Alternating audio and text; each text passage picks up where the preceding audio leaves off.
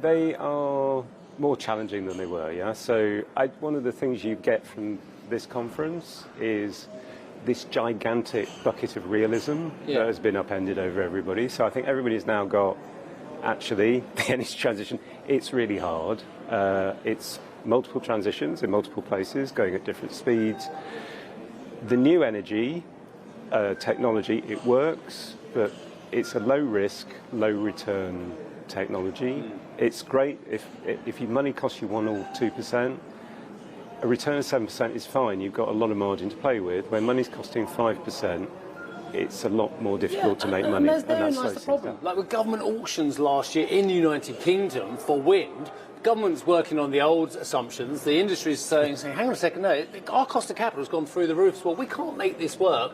Ergo, the bids were a disaster in 2023. I think we're back on track now as well. But are governments more realistic? I know the industry's more realistic.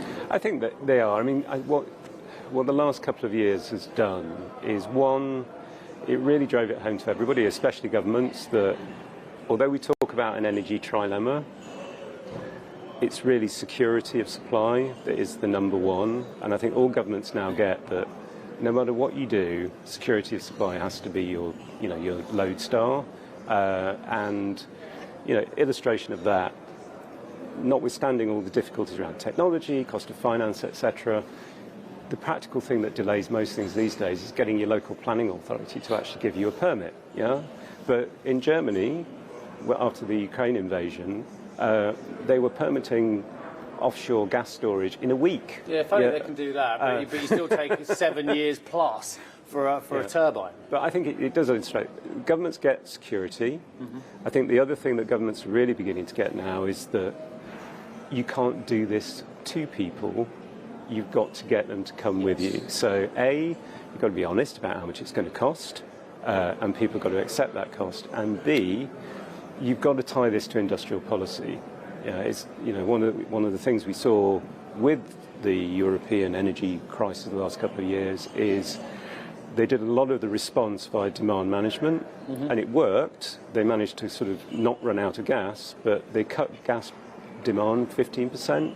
A lot of that was industrial demand, which probably isn't coming back now, and that means that governments now realise that it's not just an energy policy, it's also an industry policy. You said a lot of things there. So let's follow up on industrial policy. The problem is the cheapest energy is going to be where the greatest demand is as well. Yeah. And Europe isn't going to have the cheapest energy. So should we be very concerned about the ability for Europe industrially, and Germany being a great example of that, to compete on a global basis? Given the way things are, and given everything you've said and everything I've learned, we're not going to have the cheapest energy ever in Europe. Well, we can have cheap renewables if you've got industry that can cope with intermittency. Then there's no reason why they can't compete with anywhere. Intermittency means lack of reliability, lack of security. But that matters for some things. It doesn't matter for other things. Yeah, some things you. Well, it matters if I'm rolling out BMWs in Munich, doesn't it? But if you're running data centres and you've got multiple ones around the world, it may be that you can cope with not having this one operating and do it somewhere else. But again, it's a challenge. Why would I do it in Europe where I've got intermittency, where I can do it in the Middle East where I'm not going to, or I can do it in China where I'm not going to as well? And I mean, it's a valid challenge, but I think in the long term, you probably need to look at renewables versus renewables cost competition as we move towards that. In the shorter term, it's actually a very different deal. It's renewables versus primarily coal-fired power, and there's no way that renewables can compete with coal-fired power on a cost basis. So then you're into how much am I going to put a price on carbon to try and level the playing field, which is exactly where Europe is. You made a great point.